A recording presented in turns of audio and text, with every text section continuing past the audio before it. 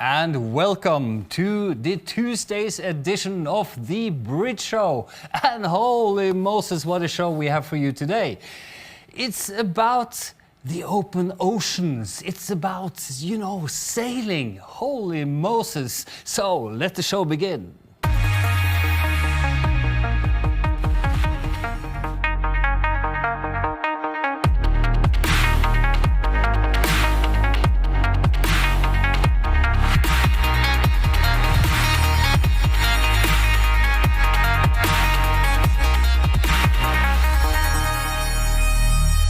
And we can promise you the open ocean, the wind in your hair, speed, everything. And it's, of course, about a race. So we actually have our mad musical genius at the scene of the race. And hello, Axel, can you tell us what you see? Oh my God, that sailing boat is insane. Oh man, look at the size. Wow, look at the sail, look at the... Oh, it's huge. This has to be one of the boats. Oh man, this is so America's Cup. Are you kidding me? Wow. Wow, look at it. Just look at it. That's what I'm talking about. Well, he wasn't really at the scene because right now we are proud to have, together with us, the main event here. We are going to talk about America's Cup with the ones actually making America's Cup happen, which is, of course, Riedel. Our great friends in Riedel is here with us to talk about this amazing project. And I want to introduce, of course, Thomas Riedel, the founder. He founded the company in 1987, and since then the rest is actually history. The world's leader in any kind of telecommunications, project management, you name it, they got it. And hello, Thomas, how are you? Hey, I'm very well, thank you. Thanks for the invitation. Oh, thank you for joining. We are very excited because Norway is a kind of a seafaring nation. We had these long boats that was, sailed by the Vikings, and since then we're bitten by the bug when it comes to sailing. Fantastic. I mean, we certainly here in Germany, we are not really a big sailing nation, but now we make Germany an interested one with the America's Cup we are so much involved with. It's what a project. I mean, was it 1850s when the first America's Cup was actually instigated? It's awesome. It's the oldest race on the planet. Yeah, it's the oldest sport trophy overall. I mean, almost 200 years old. And obviously, we haven't been involved in the early stage, but we are now. Yes, indeed you are, because first of all, we've seen sailing since the Volvo Ocean Race and even earlier from the Whitbread around the world. It's been a steady increase in the use of technology, and of course, it's always been a challenge to be able to get live images from in the middle of the ocean, and of course. Nowadays, with the restrictions about, of course, everything has to be done remotely, then suddenly, there was not a whole lot of people on the planet that could actually accommodate this kind of project. Well, I mean, yeah, the biggest challenge really is that that you can't put a boat on a cable, no. And at the same time, you want to have all these different images with 10 plus cameras on each of these boats, and so radio technology is basically key here. And well, the guys were looking for someone who could improve that to what was used in the past, and they found us because we are doing so much radio projects, like with what we do in Formula One. Yeah. Or what we did with Red Bull at a time when Felix Baumgartner jumped from the stratosphere, and we did all the radio communications from that capsule. You know, that's not small potatoes. That's actually a pretty big potato, I would say. And as you say, it's then the ability to do all these definitive wireless stuff, and of course to be able to do the interconnect with the bigger networks that you need to get from location to location, and of course to do much of it remotely, right? Well, basically, yes. It is remote just by nature, I would say, because you can't put an OB truck on the boat. So basically, everything you have on the boat is handled remotely. So basically, the shading of each camera and whatever you want to name with audio communications data happens remotely here. In this case, the gallery and the central area is also in Auckland, New Zealand, so not too far from the real race place, but it could be anywhere on this planet because that's how the system is designed. Yeah. And, you know, that gives a huge degree of flexibility. And of course, you know, these boats, they're kind of crazy. I mean, they can do... what's the speed record right now? Because I think it's above 40 knots, right? Yeah, and I don't have the precise number, but I think we will even see higher numbers in the next days to come. Today we have seen the first two races of the real match. Ooh. You know, the America's Cup first is about the pre-event, which was the Prada Cup, where basically the challengers would fight each other. Yeah. And the Italian team Luna Rossa won that. And now they are basically in the match and they try to beat the defender, which is the Team New Zealand. And so let's see. I mean, two very strong teams, and we will see probably a very exciting battle. Oh, I do think so. It's impressive boats. It's an impressive race. And again, you know, you mentioned again those two examples with Formula One and of course Felix Baumgartner, where you are in an extremely inhospitable environments where there is no room for error. If the system breaks down, there is no imagery.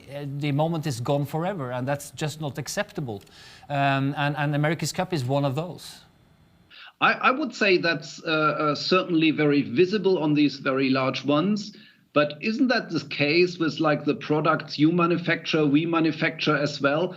I would say that the reliability of our technology for our clients is on a very, very high level of importance. Yes. And as much as people expect our comm systems to work, or your systems to work all the time, the whole setup for something like the America's Cup is absolutely on the same level, and it has to work. Yeah.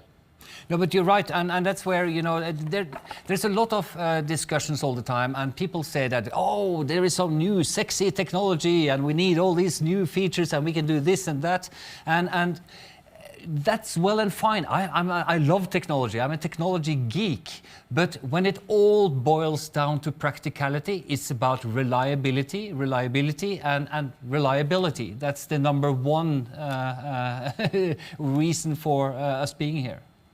Well, the magic is to make both work. Yes. Because on one hand, you want to have all the innovations, you want to have these new features, and then very often it comes down that people get scared about exactly the reliability, and they say, well, maybe we wind back a little bit and we go more conservative.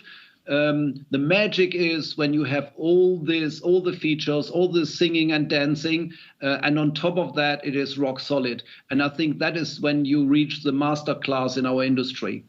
No, but that's very true, because again, there must be a purpose to the technology, a purpose not only, of course, with being able to do things better and more flexible, but again to drive up the production value of productions. And I'm not talking about money. I'm talking about getting the right imagery to the audience, so that the audience can be, you know, really feel that they're on board, and that means, of course, flawless performance. Yeah, no, I agree.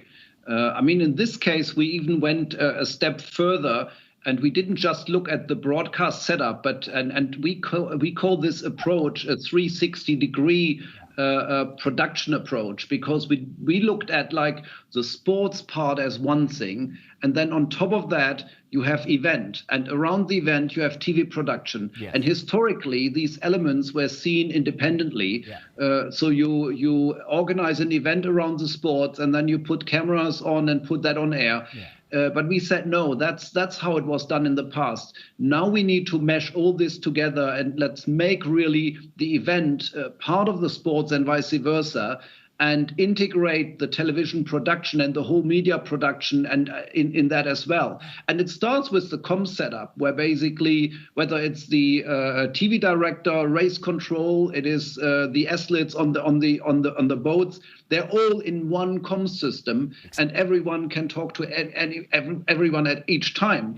It's like, for instance, if you have a commentator, and the commentator today decides, well, now I don't want to sit in my position, I want to sit in the helicopter. Well, we just give one of our wireless Bolero packs to that commentator. He jumps on the chopper and goes in the air, and he does the commentary just from the helicopter, because we have created wireless intercom and audio bubbles on each boat and in each helicopter, and all this gets together in one system. So basically on the comms level we do this, but we could then take that to the video system, where basically one video platform with wireless extensions certainly, but also with our fiber-based MediaNet platform, also allows that you have a decentralized solution for broadcast, event, and sports. So a camera signal can be used in all applications, not just for TV.